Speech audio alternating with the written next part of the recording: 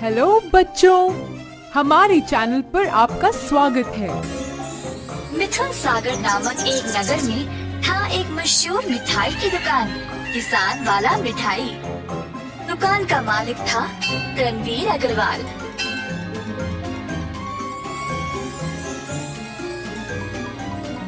रणवीर अपने बेटे केतन से बहुत प्यार करता था। केतन के साथ एक और लड़का था, शंतन। शंतन अंजया का बेटा था जो रणवीर के लिए काम करता था। अब शंतन तो केतन का सगा भाई तो नहीं था, पर दोनों को रणवीर ने साथ साथ बड़ा किया। केतन ने अपनी पढ़ाई जारी रखा, पर शंतन पढ़ाई छोड़कर मिठाई की दुकान पर काम करने लगा।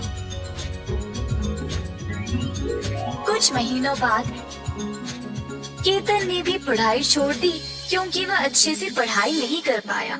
शंतन दुकान में ही काम कर रहा था और केतन ने बाकी पाठ्यक्रमों में जमा हो गया, जैसे कि मुक्केबाजी, घुड़सवारी, कराटे और बहुत कुछ। बहुत सालों तक केतन संघर्ष करता रहा, पर वह हर किसी में असफल रहा। इसी प्रकार कई साल गुजर गए और केतन किसी भी चीज में सफलता नहीं प्राप्त की।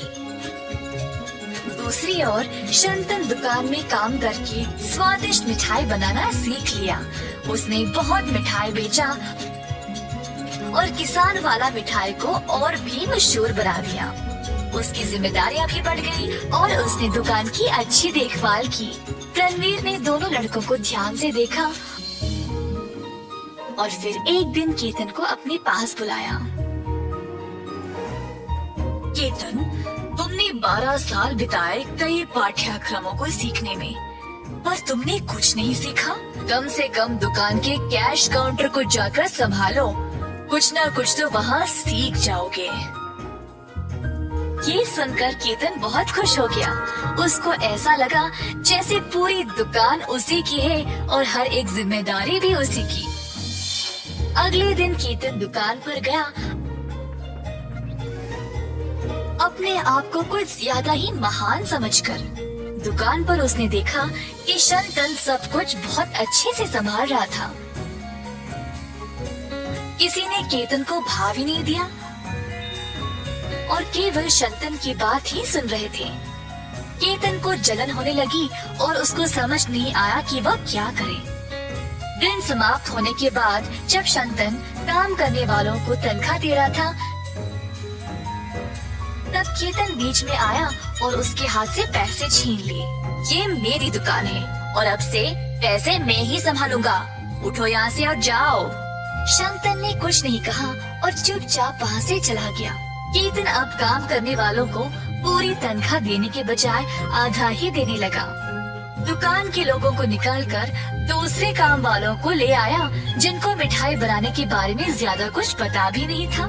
शंतन ये देखकर केतन के पास गया और बोला,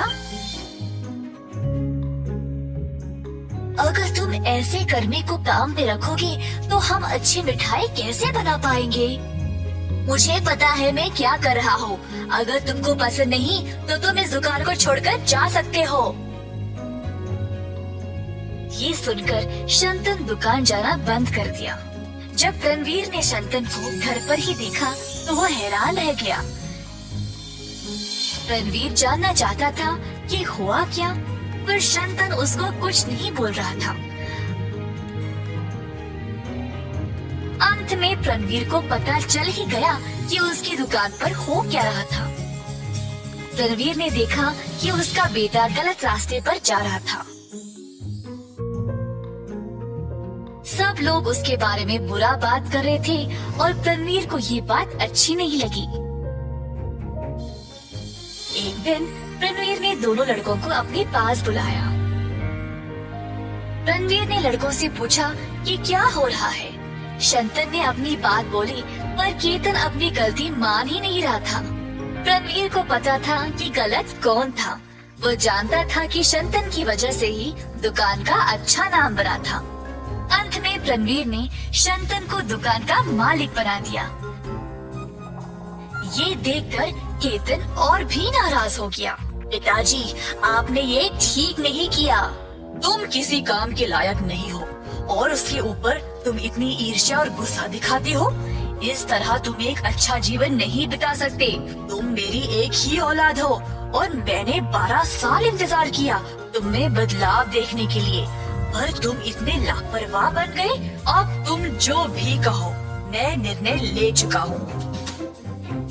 केतन घर छोड़कर चला गया और शंतन ने दुकान की सारी जिम्मेदारी ले ली और उसको फिर से अच्छे से चलाने लगा।